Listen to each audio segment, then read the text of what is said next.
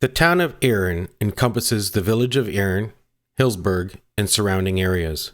Our website says we have rolling countryside, meandering rivers, small settlement areas, and quaint village settings. For many of us, it's an ideal place to live and raise our families. But in recent years, it's become more and more difficult to ignore the condition of our main street. Shop after shop have closed, and many businesses are struggling to stay afloat. The signs are everywhere to be seen.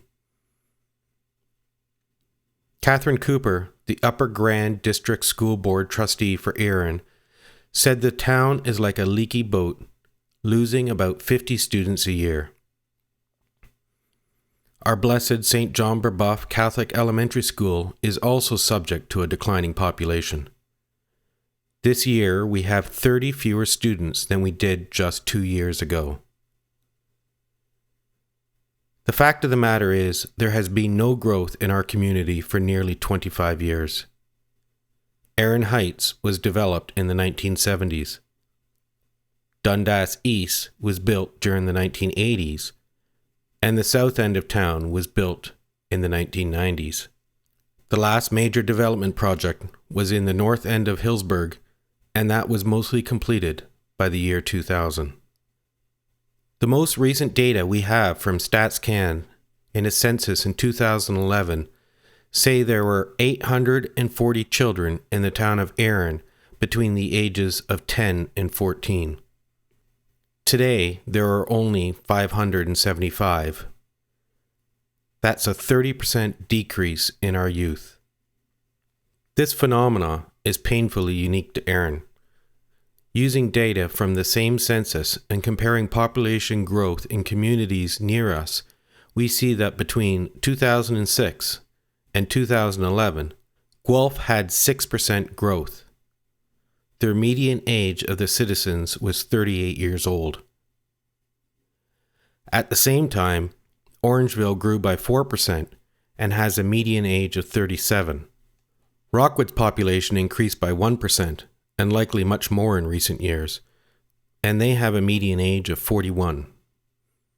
Rockwood is about to open a brand new separate elementary school. But in Erin, our median age is a mature 43 years old, and between 2006 and 2011, our population shrank by 5.5%. St. John Brebeuf Parish is not immune to this crisis. Like the town of Erin itself, we're struggling. The pews in our church are now mostly occupied by empty nesters. The families that came here 15 and 30 years ago have grown up, and today there are 2,280 people living in their 50s, and for the most part, their children are living elsewhere. You have just been presented the financial report for 2015 and the budget for 2016. Although our faith community may be shrinking, we have recently formed a new parish council to help stimulate and involve our existing parishioners. It's exciting to see the level of participation and commitment that has already gathered to foster an environment of community and to ensure our future viability.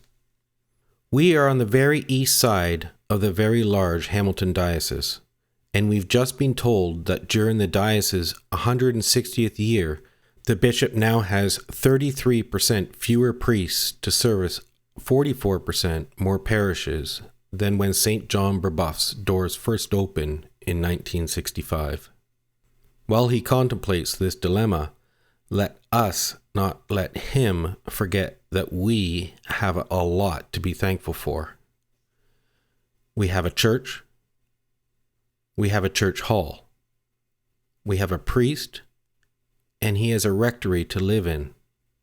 We have a school, and we have money in the bank, and presently we have no debt. What we're asking for is your involvement and your commitment to this faith community. There are a number of new committees that you can join, participate in, and get to know your fellow parishioners. These include youth, outreach, social, financial, property, fundraising, and liturgical committees. There are already leaders for each of these committees, but now we need feet on the ground. So please, next time you hear that the church is doing a dance, a spaghetti supper, a pilgrimage, a retreat, a prayer group, a book study, a fundraiser, whatever it is, do come and participate. We want to get to know you. And with everything planned, there are exciting times ahead, and together we can make St. John Brebeuf vibrant, relevant, strong, and viable.